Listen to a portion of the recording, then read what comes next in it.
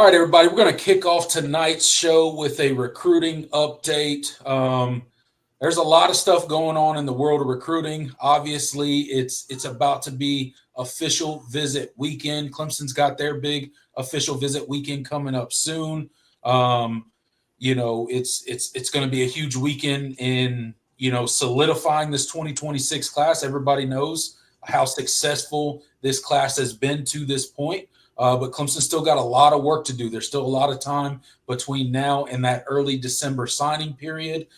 So still a lot of work to do, still a couple position groups to solidify. I do know that Toothman is confirmed for coming to the official visit weekend. There are going to be 5 uncommitted offensive tackles at the official visit weekend for Clemson. So that's going to be a huge thing. Obviously, him, Aboku, Scruggs, who else? Delaney and Smith all going to be on site for that official visit weekend. So that is going to be huge for Matt Luke, solidifying that offensive tackle room for the 2026 recruiting class. Still got some, maybe another receiver out there that Clemson's hunting for. But Jordan, give us an update on just what's going on in Clemson recruiting right now. Where are things trending? And how big is this official visit weekend going to be that's coming up here shortly? Yeah, I'm going to get to you mentioned the offensive tackles. I'm going to get to them in a second. There's one in particular in that group that is really trending strongly in favor of the Tigers right now. But first things first, a couple of new names have come to light in the defensive end search.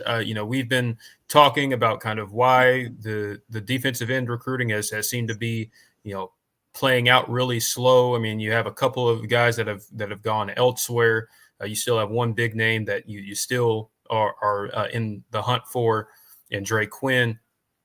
But a couple of names have come to light that Chris Rumpf has been pursuing. I'm going to start with the offer that came out on Monday to J.R. Hardrick out of South Pittsburgh, Tennessee. 6'6", 225 pounds, a guy that I think is going to certainly have to put on some size at the next level. Plays at a small school. I believe it's a 2A school in Tennessee. You watch his tape and you see the traits are there. He plays really high. He's kind of, I think he's a guy that's definitely going to be more of a project when he gets in. He's going to have to, like I said, he's going to have to put on some weight, but you see the athleticism. The guy can move. He played a lot of stand-up linebacker. He can play edge, which is certainly where Clemson likes him because of his length. He's very tall. He's a guy that Clemson has decided to throw their hat in the ring for. And you're seeing a couple in like the past month or so, you've seen multiple Power 5 schools start to offer. I think Louisville is set to host him on an official visit weekend here coming up soon. He's gotten offers from Cincinnati and Vanderbilt. The recruiting profile is starting to get some more attention. But he's a guy that Clemson seems to really like for his potential. So that's a guy to keep an eye out on. And then the other one is a guy that actually doesn't have a Clemson offer yet, but recently dropped Clemson into his top 5 and 4-star Zach Groves. Now, Zach is somebody that Clemson is actually very familiar with. He had been visiting Clemson as early as 2023. There were some things that Clemson wanted him to work on in order to be able to get an offer.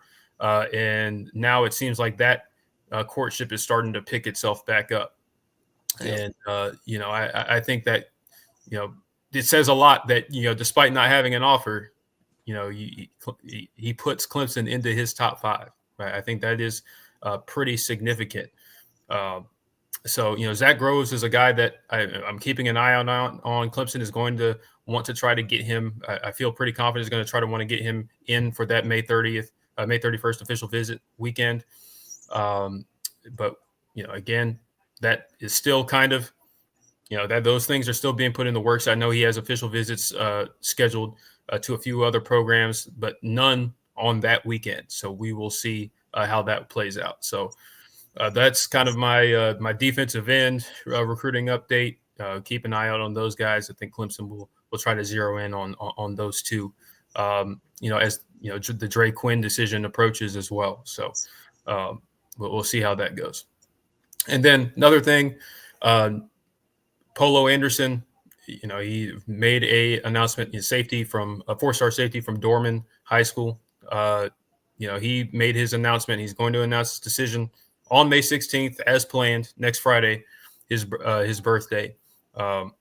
We've talked about him ad nauseum. I think when we've been talking about recruiting, he's a guy that Clemson absolutely has holds the cards for right now. I would say. As we approach his decision date, things I still feel the same. And this was a recruitment that I just said Clemson just has to cross the finish line. That's really what you got to do. And I think they are in position to do that. So that would be a massive win. You picking Clemson over the other in-state school in Columbia.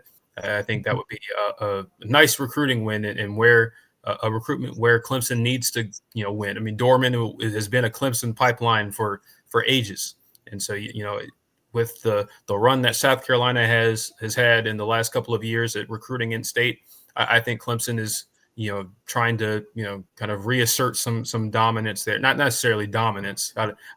I never am going to be the one to see Clemson just go on a run of snatching up all the top kids in state. That's just not how they recruit. They're a national brand, national program. They can go and recruit basically anywhere, and that's what they choose to do more often than not. But you got to get the ones that in state that are obvious no-brainers. Absolutely. Polo Anderson is a no-brainer. So I think you're in a great position there, and I think you just got to cross the finish line, like I said, and I think you're in position to do that. Yeah, absolutely. Mark said Shane Beamer does not like your recruiting updates. He doesn't. No, I doubt he does, but he's going to have to deal with it. Maybe he can go kick another Gatorade cooler. I don't know. Break his foot. He'll have to live with it regardless. So shout out to Shane Beamer. And one other thing, you did mention the offensive tackles. Right. That are confirmed for the official visit weekend. The one that I think Clemson is in the best position for is Carter Scruggs. We've mentioned him quite a bit. As we've talked about the offensive line recruiting, Clemson is still wanting to add that last tackle. This offensive line class is rounded out into good form, and I think Carter Scruggs is the one that I think Clemson is in the best shape for. 4-star, has top schools like Georgia, Penn State. Like this would be a really, really massive recruiting win. That's my recruiting update. Yeah, absolutely. Everything's trending in a good direction for our Tigers. Let's hope the momentum continues, and really excited about this official visit coming up here shortly, and the recruits that will inevitably come with that as well.